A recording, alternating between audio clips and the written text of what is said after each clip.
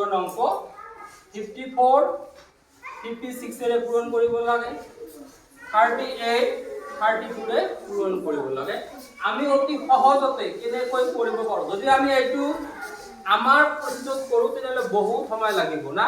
একদম শৰ্টকাট কৰিম কেনেকৈ চোৱা এইটো প্ৰথমতে আমি এই দুটা পূৰণ কৰিম 8 2 গুণ কিমান হ'ব 16 6 মিনিট বহাই দিলু এতিয়া আমি কি কৰিম এই দুটা পূৰণ কৰিম 3 3 পূৰণ কৰিলে কিমান হ'ব 9 এই দুটা পূৰণ কৰিম আৰু যোগ কৰিম 3 3 9 আৰ 3 যোগ কৰিলে কিমান হ'ব 12 মানে এই দুটা পূৰণ কৰি এই 3 ৰে যোগ এৰ উত্তৰটা হ'ব 1216 এটো উত্তৰ ঠিক তেনেকুৱা কৰি এটো কৰো 6 4 গুণ কিমান হ'ব 24 এই দুটা পূৰণ কৰি এই পাছাৰে যোগ কৰিব লাগে তাহলে 5 5 গুণ 25 আৰ 5 30 এটো হলো উত্তৰ এটি কথা হল এইবোৰ অংক কেনেকৈ হয় নিয়ম কি নিয়ম আছে নহয় প্ৰতিটো অংকৰ নিয়ম আছে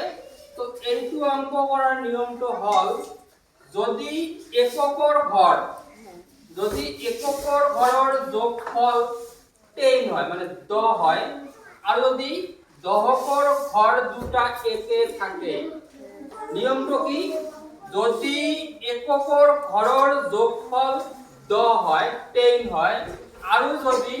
দহকৰ ঘৰ দুটা একে থাকে তেতিয়াহলে এইটো নিয়ম প্ৰযোজ্য হয় প্ৰথমতে আমি কি কৰিম এককৰ ঘৰ দুটা পূৰণ কৰি বহাই দিম ইয়াৰ পিছত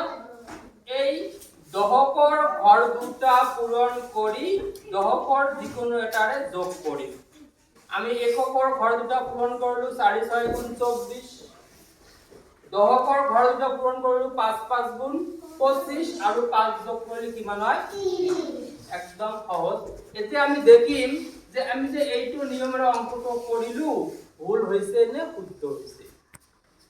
কৰা যাওক 38 32 যদি আমি আমাৰ পদ্ধতিত পঢ়ো তেনহলে 8 2 গুণ কিমান হ'ব 16 আৰু 6 হাতত 1 3 2 গুণ 6 আর 1 7 3 8 গুণ 24 24 4 হাতত 2